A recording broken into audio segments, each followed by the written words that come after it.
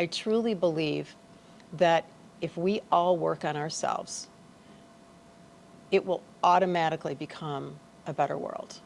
Because our energy and our essence of who we are and how we transform and how we heal ourselves, it radiates out into the world. It really does. So, if someone hasn't done the work or someone isn't appreciative, those are those road rage guys, right? Those are the people out there running people off the roads and, all of the anger. And I can feel it because I'm very sensitive to energy. So sometimes I literally have to get off the freeway because I can feel the anger on the freeway. And they're there with that anger because they're disconnected from their heart. Mm-hmm. They're disconnected to their soul. And you can find it. You can get connected to it. It's just that that's what happens, is that's what causes the anger and the turmoil and the judgment and the hatred in the world, because most people aren't happy with themselves. So it all begins with each and every one of us. And if people could just get that. And again, it's not about perfection. It's about just doing the work as time goes on, learning something here, learning something there. And honestly, it's all about awareness. The minute you just step back and you begin to be aware and really take note and observe, that's part of the healing. That's part of the journey right there. So yeah, I mean, it's just so important to be in that good space with yourself. Yeah, for sure. For sure. And I appreciate you for, taking that path. I'm trying my best to take that path, because if I don't, then I'm not going to be a good dad to my daughter. And I want her, she's 13 months, she's cute. Yes. I want her to always feel like she can talk to me. I want her to always feel like, like she can kind of rely on me in a sense of to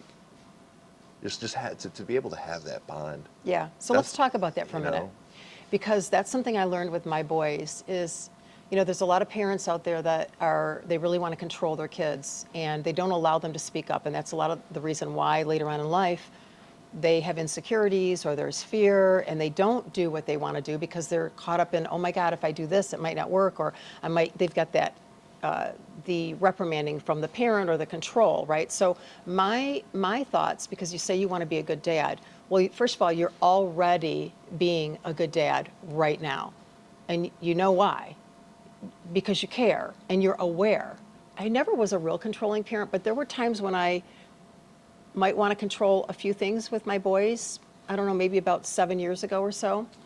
And I realized that when I just allowed them to be and planted the seed wherever and allowed them to be heard, because when you say you want your daughter to be able to talk to you, well, that's what it's all about. You got to make it comfortable enough that they can talk to you without judgment. Now, you may not agree with what your daughter does, but you have to be careful not to judge, because that's going to make them shut down. So if we can allow our kids to just be open and express themselves and okay. Like sometimes my kids will tell me something like, oh, okay. Okay, like how am I going to respond to that one? And honestly, sometimes I don't even respond. I just take it all in. And then at another point in time, I find a way to talk about it or whatever. And sometimes I don't. So my point being is that we become really good parents when we allow our kids to be who they are authentically and without judgment. That's what it's all about. So you are being a good parent right now. Thank you for saying that. Yes. Thank you for saying that. That means a lot, and it's encouraging. Yes. So where do you want to go next with this conversation? Oh, we were going to talk about maybe relationships. Sure. Okay, so what have you found, friendships, romantic relationships, what have you found has been one of the biggest barriers, or some of the things that you've learned throughout your life that you'd like to maybe dive into? Yeah, I would like to say that human relationships is probably the number one predicator when it comes to your quality of life. I think if you have good relationships with good people, your life will be fantastic. If you have bad relationships in your life, that's probably going to take over, because it's not really, right, like there's a phrase, it's not really what you say to people that people remember, but it's how you make them feel. So for me, when I meet somebody new, I ask that 3 gratitude questions because it's a feeling that we cultivate. Good conversation cultivate good feelings. So next time when we talk, you may not remember my name, but you remember, oh, that's a good person. I want to go talk to that person. Yes, So it yes. encourages, the next time, and that's how the next time and the next time. That's how the relationship builds. So for me, I think 2 things are important. One, making sure that you're becoming all of the things that you deemed as good qualities that people should have. Make sure you are those things, because what ends up happening is that you end up attracting those people. People see that about you. Oh, let me go talk to him because I share that quality too. Right. And then that's how you attract that person. Yes, And yes. it's also, number 2, what's important is Steve Jobs said this. It's not what Apple said yes to that made them successful. Yes. It's what Apple said no to. Yes. Understand BS when people are talking to you. That, like, I remember one time this one person was being so blatantly, like, disrespectful, just BS out of his mouth. And there's a Family Guy, Stewie Griffin, said this one time, and I had the chance to use it. I was like, man, you need to put a diaper over your face with all that BS coming out of your mouth. Like, you need to be able to see that. And when you see it, don't disrespect, don't fight, don't Right. engage, but distance yourself from that negativity. Because again, when people are angry, they're not angry at you. You have nothing to do with it. They're angry at themselves. So I think by saying no to those people, you keep your inner peace safe, but also you prevent yourself from being hurt later on because you're enabling that person to be a part of your life. It's an energy transaction, and it's the same with the dating world. I remember at some point before I met my fiance, I had different relations with women, and again, like when men, you grow up kind of learning, like, oh, who has, like, right now the word is Riz, right? Charisma. Who has the most Riz? Who has the most girls? Like, that's what we at some point in life, like, guys, men want to feel, Right. if when your heart is driven by ego. But what ends up happening is that you realize you're taking on people's depression, you're taking on people's anxiety energy, you're taking on people's angry energy. You take these things on, and then now it's in you. So, like, it's being able to say no to bad energy and just keep yourself available, keep your table empty. Like, because what ends up happening is good people are going to sit there. But if you keep your table full with bad people, you may look popular, but you're not. You may feel popular, but you're not going to get quality people to want to sit at that table, because they see who's around you and say, nah, that's the cats they roll with. Nope. So I just think it's super important to be able to dissect good people versus bad people, but also how you communicate. Like, I struggled a lot with, keeping my mouth shut for the sake of peace, for the sake of exterior peace.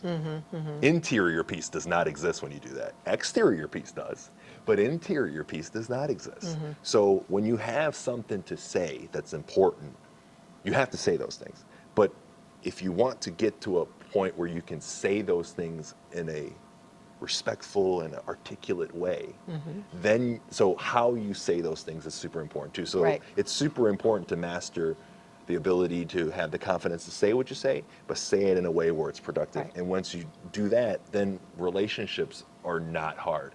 You're going to have Right. people, amazing people, coming up to you. Hey, how you doing? Nice to meet you. And it's not a pursuit anymore, whether that's relationship romantically or networking of people. Like, good people are going to always come to you as long as you have all those things. Right. Your together. vibe attracts your tribe, for sure. But it's really all about So simple. awareness, and it is energy, for sure. Everything is energy, and energy is everything, bar none. I mean, that's just how it is. And we do have to be very selective, and we do have to listen to our bodies. So I'm really big on really tuning into our bodies and really feeling, okay, how do I feel around this person?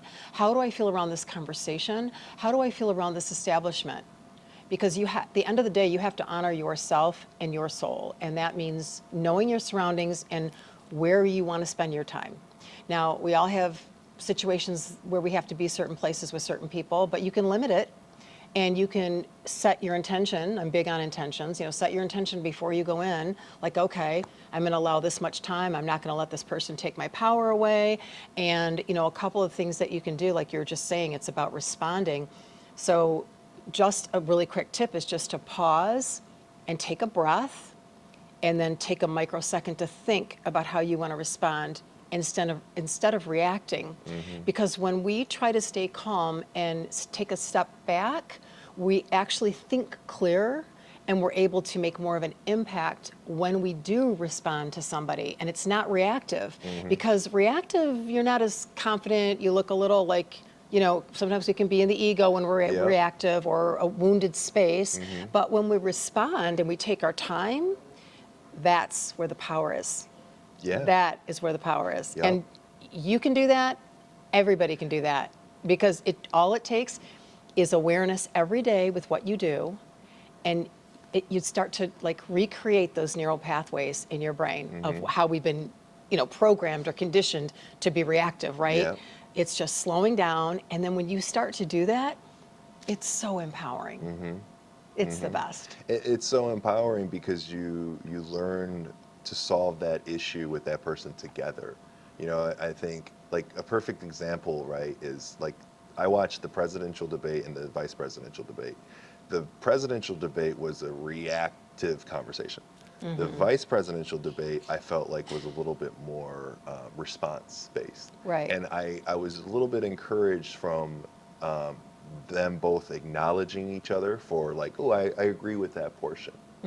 Oh, I respect what you did there. Right. That right there shows more leadership in a way where it's about the problem, not about us, right? Exactly. And I think the reason why my fiance is because I think we do a great job of that. When we have a disagreement, it's never, we may initially start off as attacking one another, but we realize real quick, okay, we're going away from the problem and we're going at each other. See, when you can get to a point where you're let's look at this problem together and tackle it together, then it's such an amazing space to be, because you have the freedom, because people are going to bother you. Right. We're not the same. There's going to be some things that is going to bother, we may, we're not shooting at your house, but let's just say I came over and I put a Coke glass, on your brand new table without using a coaster.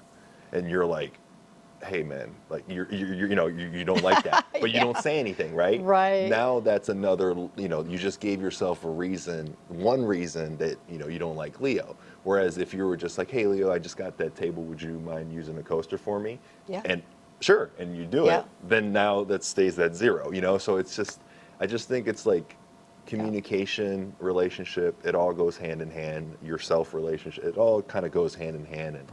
And I think that's why, today I wanted to talk to you, because I think you and I tend to talk about that stuff, and I just think it's super duper important to understand this stuff, because it's going to help with your relationship with yourself, but also a relationship you have with people. And these people are in this world with you for a reason, but also here to enhance your life, not to bring your life down. So once you realize that, life is good. Right.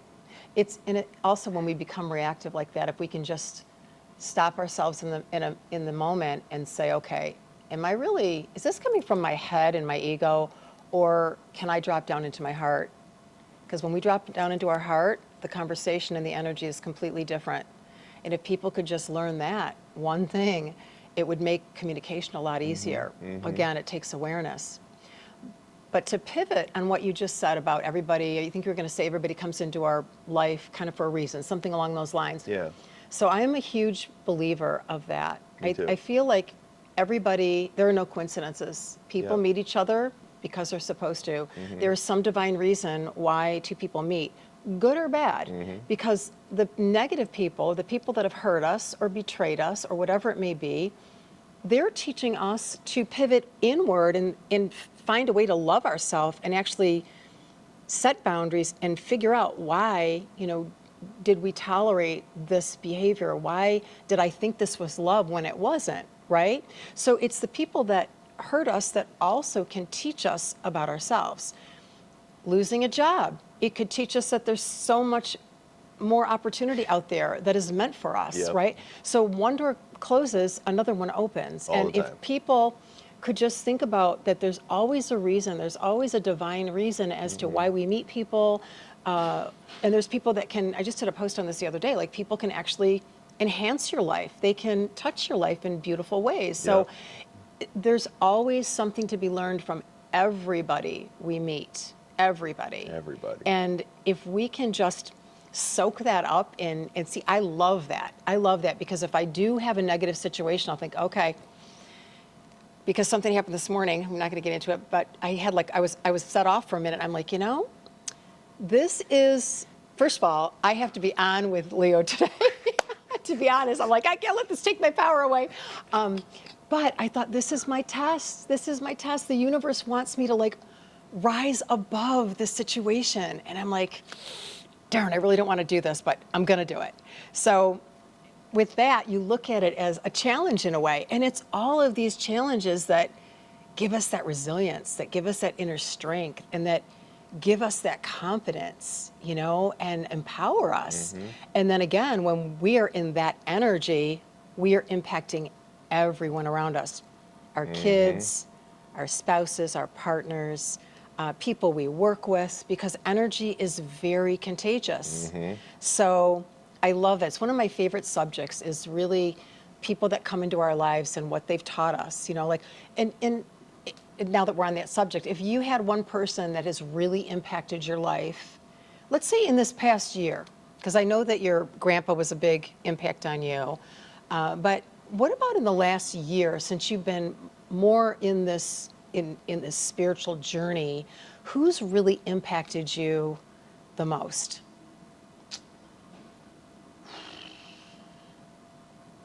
Or that you're really super grateful for? I think there's a number of people in their own ways, and I think that's what's so beautiful about,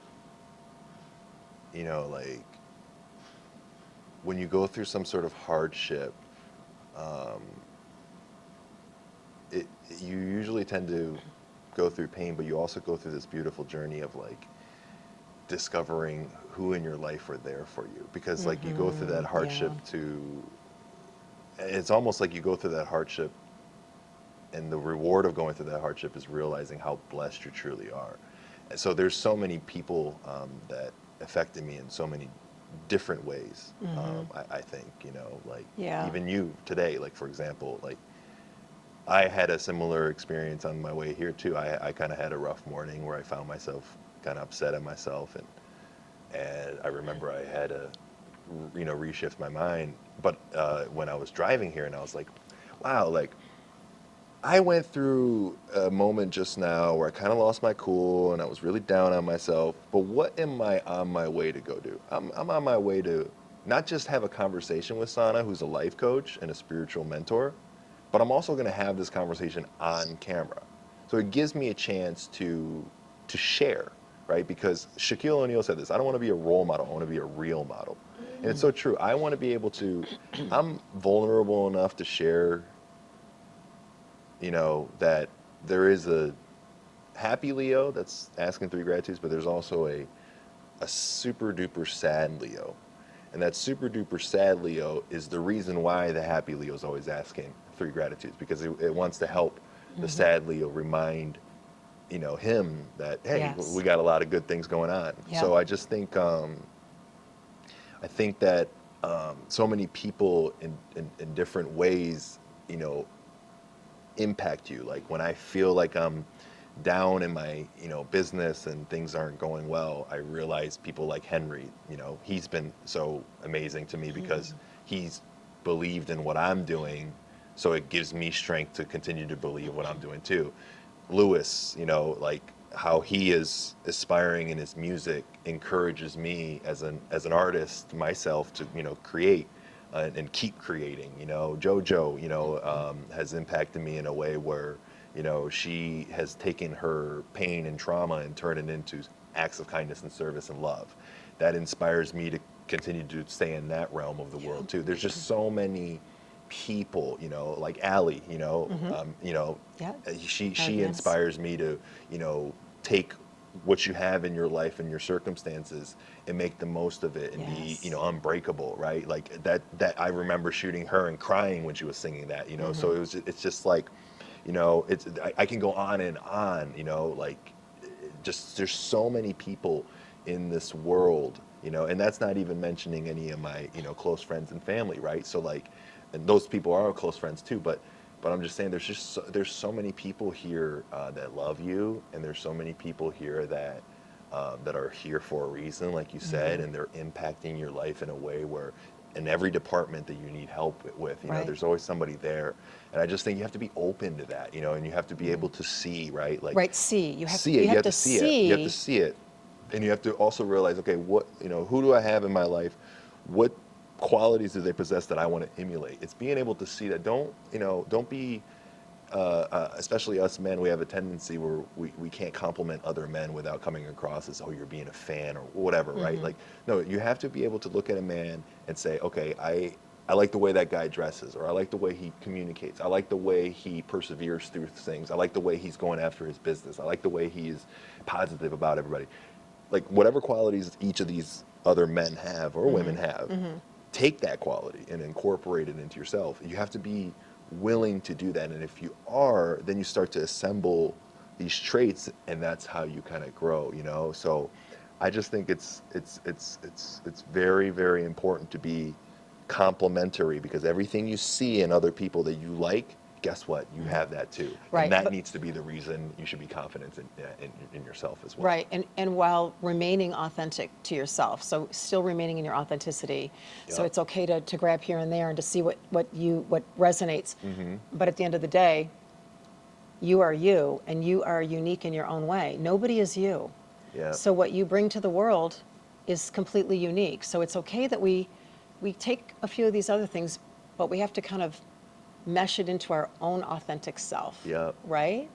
Because when we are authentically, really, truly who we are at our core, which is the way people are kind of, with the whole spiritual journey and people like really becoming awake with things, is that they're realizing who they really truly are, what their values are, what brings them joy, what brings them pleasure, what lights them up, what do they want to really do in the world. And also it attracts their tribe, like what we're talking about.